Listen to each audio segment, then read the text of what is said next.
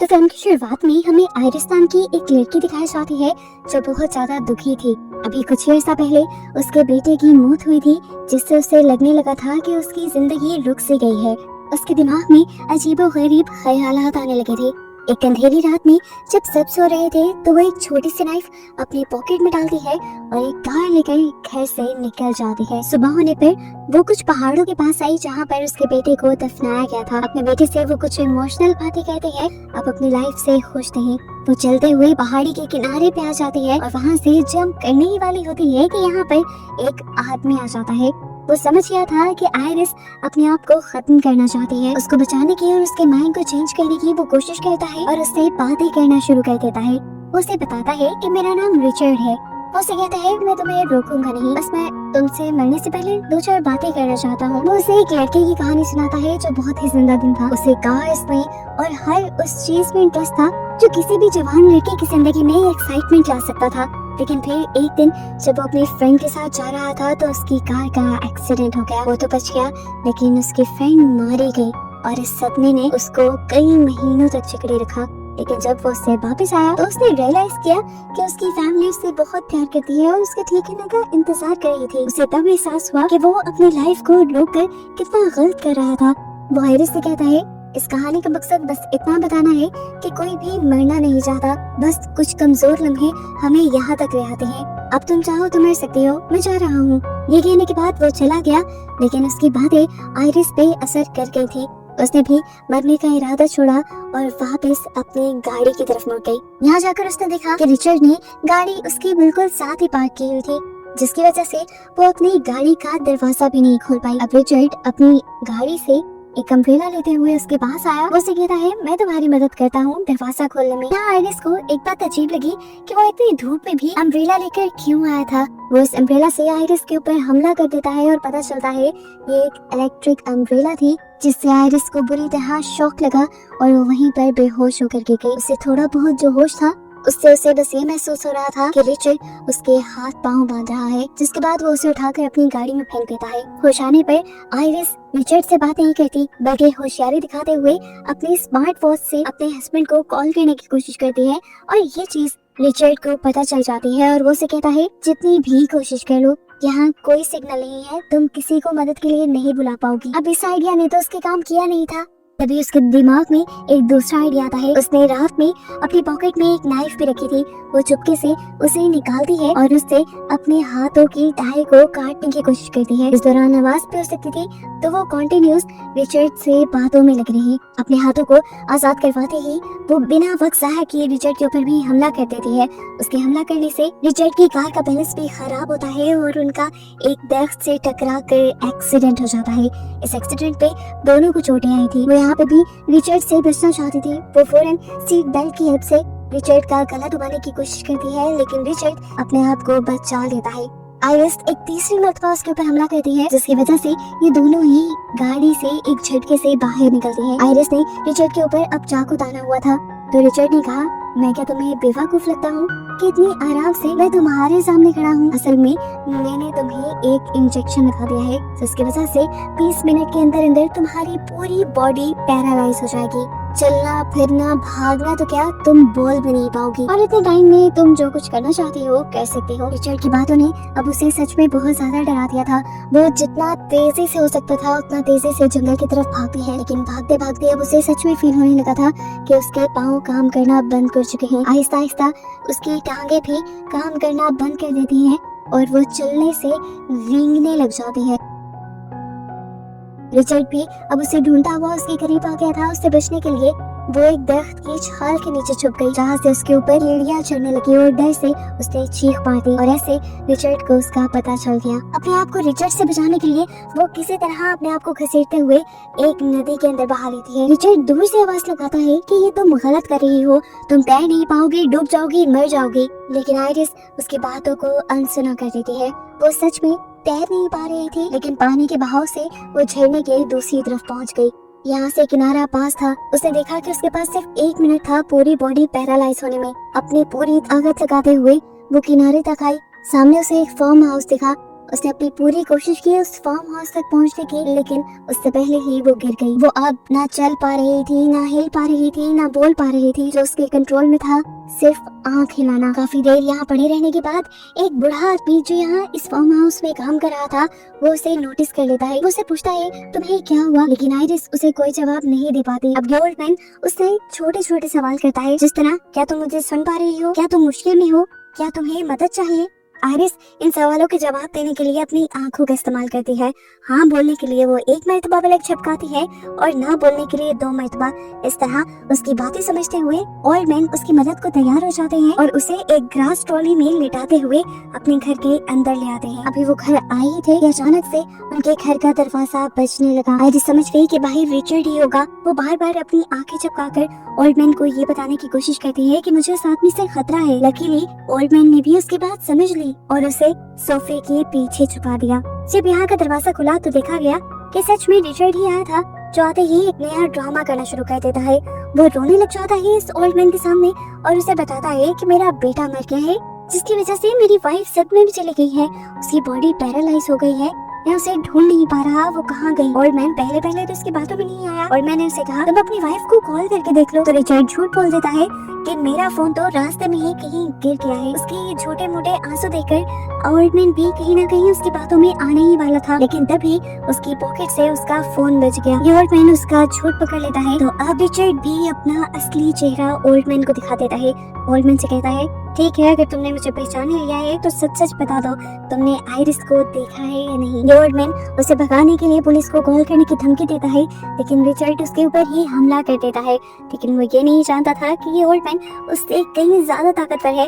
Old man ने उससे अच्छा मुकाबला किया और उससे वो पीटा, यहाँ तक कि रिचर्ड की ताकत आधी रह गई। वो रिचर्ड को नीचे गिराते हुए पुलिस को कॉल करने ही वाला था, लेकिन तभी रिचर्ड के हाथ एक चाकू लग गया, जिसे उसने ओल्ड मैन की टांग के अंदर स्टैब कर दिया। से कराते हुए जैसे ही ओल्ड मैन नीचे गिरा तो रिचर्ड ने उसके पांव से वही चाकू निकालकर उसके पेट में बुरी तरह स्टैब करके घुमा दिया और दर्द से कराता ओल्ड मैन वहीं पर मर गया। आइरिस सोफे के पीछे से अपनी आंखों से ये सब देखती रह गई। जो हुआ था बहुत बुरा हुआ था। ये ओल्ड मैन उसकी वजह से मारा गया था। अब क्योंकि रिचर्ड फंस चुका था, उसने एक मर्डर कर लिया था, इन सारी चीजों को छुपाने के लिए वो केरोसिन ऑयल से भरी हुई पूरी कैन इस घर में डाल देता है और यहाँ से ही इस घर को जलाकर बाहर निकल जाता है। आइरिस जिंदा थी, वो जिंदा जलना नहीं चाहती थी, इसलिए उसने बहुत मुश्किल से अपनी एक उंगली हिलाई और विंडो की ग्रिल में डालकर उसे खोलने और बंद करने लगी। बाहर से रिचर्ड ये सब नोटिस कर लेता है। वो देख लेता है कि अंदर कोई जिंदा है। जो भी था वो उसके लिए खतरा हो सकता था। जाकर उसने देखा ये तो आइरिस ही थी। रिचर्ड उसे उठाकर अब एक ट्रक में लाकर बिठा देता है। ये ट्रक उस ओल्ड मैन का ही था। अपनी कार तो ये लोग काफी दूर छोड़ आए थे, तो यहाँ से जाने के लिए ये लोग ट्रक का ही इस्तेमाल कर रहे थे। आइरिस खामोश थी, बोल नहीं सकती थी, लेकिन वो सुन सकती थी। रिचर्ड को उसकी बेटी की कॉल आती है जो उसे बताती है डैड मैं आपको बहुत ज्यादा मिस कर रही हूँ, इसलिए मैं और मॉम आपके पास आने वाले हैं। रिचर्ड उनसे कहता है नहीं, अभी मेरा काम खत्म नहीं हुआ, अभी तुम लोग मेरे पास नहीं आ सकते।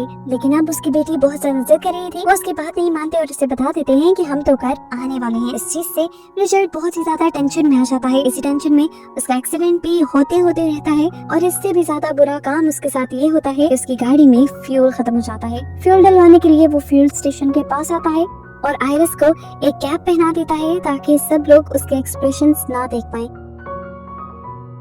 यहाँ पर आइरिस अपने हाथों का पूरा जोर लगा देती है सीट बेल्ट को खोलने में, लेकिन बॉडी के पैरालाइज होने की वजह से उसके हाथ जितने हिल भी पा रहे थे वो भी बहुत बड़ी बात थी। यहीं पर वो एक लड़की को देखती है जिसकी उम्र लगभग उसके बेटे जितनी थी। इसे देखकर वो और भी ज्यादा इमोशनल हो गई। ये बच्चा भी उसे देखकर पहचान लेता है कि शायद वो किसी मुसीबत में है। इससे पहले कि वो आइरिस से कुछ पूछ पाता, उस बच्चे की मॉम उसे आकर यहाँ से ले जाती है। ये औरत पहचान गई थी कि यहाँ पर आइरिस के साथ कुछ तो गड़बड़ है, इसीलिए उसने पीछे से पुलिस को भी कॉल कर दी और इस गाड़ी का नंबर भी उन्हें बता दिया। वो अब कार को ड्राइव करते हुए वहीं पर लेकर आया था जहाँ पर उसने अपनी कार को पार्क किया हुआ था। वो इस कार को वापस अपने घर की तरफ लेकर जाना चाहता था, लेकिन इससे पहले कि ऐसा करता यहाँ पर पुलिस ऑफिसर आकर उसकी गाड़ी को रोक लेता है और उसे बताता है कि उसकी गाड़ी के बारे में एक कंप्लेन आई है। रिचर्ड बड़ी कॉन्फिडेंस से उसे कहता है नहीं, आपको कोई गलत फहमी हुई है, यहाँ पे सब नॉर्मल है, मैं बस अपनी वाइफ के साथ ट्रिप पर आया हूँ। तो ऑफिसर कहता है ठीक है, क्या मैं आपकी वाइफ से बात कर सकता हूँ? आइरिस की शक्ल देखकर बच्चा भी कह सकता था कि उसके साथ कोई गड़बड़ थी। रिचर्ड ऑफिसर से कहता है कि वो बस ड्रंक है, इसीलिए वो ऐसी हरकतें कर रही है। इनकी बातों के दौरान किसी तरह आइरिस भी विंडो को नीचे करने में कामयाब हो जाती है। ऑफिसर ये देखते हुए उसके पास जाते हैं तो वो अपनी पूरी बॉडी का जोर सिर्फ हल्की आवाज में ये कहने में लगा देती है कि हेल्प मी, और यहाँ पर सारी कहानी पलट जाती है। पुलिस ऑफिसर को वो इंजेक्शन भी उस ट्रक पे मिल जाता है जिससे रिचर्ड आइरिस को पैरालाइज कर रहा था, और ऐसे उसे समझ आ जाती है कि रिचर्ड ने आइरिस को किडनैप किया हुआ था। इससे पहले कि वो उसे रेस्क्यू कर लेता, रिचर्ड को भी समझ आ गया कि गेम सारी पलटने वाली है।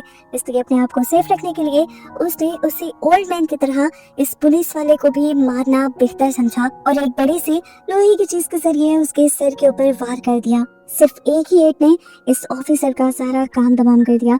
वो मर गया, जिसके बाद उसने ऑफिसर को उठाकर उसे कार में डाला और ये कार जला दी और पहले की तरह ही सारे सबूत मिटा दिए। अब आइरिस बिल्कुल हेल्पलेस हो चुकी थी।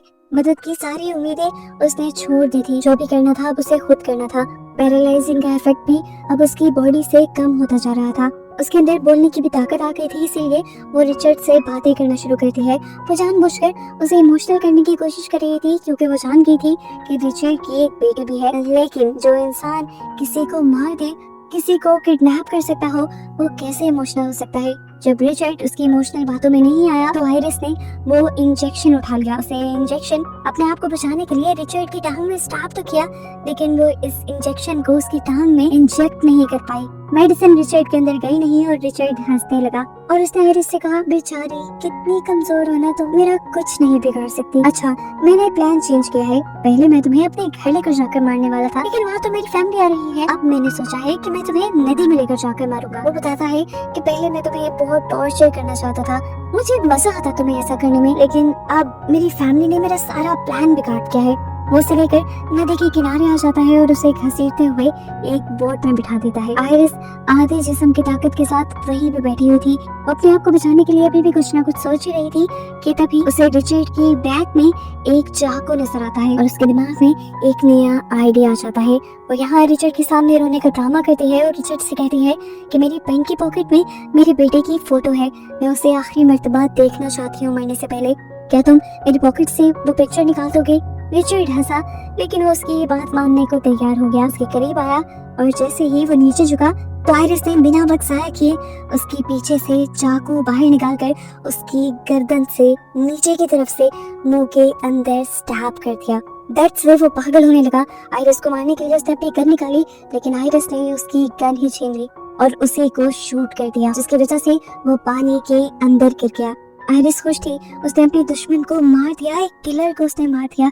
उसकी जान अब बच गई थी, लेकिन शायद मुसीबत अभी टली नहीं थी, क्योंकि उसने देखा जिस बोट पे वो इस टाइम थी उस बोट पे गोली लगने की वजह से सुराख हो चुका था और पानी तेजी से बोट के अंदर भर रहा था, जिसकी वजह से आइरिस भी इसी के अंदर डूबने लगी। वो हिल नहीं सकती थी, कुछ कर नहीं सकती थी, क्योंकि आधी बॉडी उसकी अभी तक पैरालाइज थी। लेकिन अच्छी बात ये हुई कि बॉडी के पैरालाइज होने की वजह से वो किसी मुर्दा लाश की तरह ऊपर आ गई और कुछ ही देर में उसकी बॉडी जैसे ही नॉर्मल हुई तो वो तैरते हुए किनारे तक पहुंच गई। वो हंसने लगी थी, उसे यकीन नहीं आ रहा था कि उसने अपने आप को एक साइकोपैथ किलर से बचा लिया था। वो खुश थी, यहाँ से जाने ही वाली थी कि उसने देखा कि रिचर्ड भी दूसरे किनारे से बचकर बाहर निकल आया है। उसे देखने के लिए उसके पास जाते हैं। वो भी जिंदा था लेकिन जख्मी था, अपनी आखिरी सांसें ले रहा था। आइरिस चाहती तो पुलिस को बुला सकती थी, लेकिन उसने अपना बदला लेना था।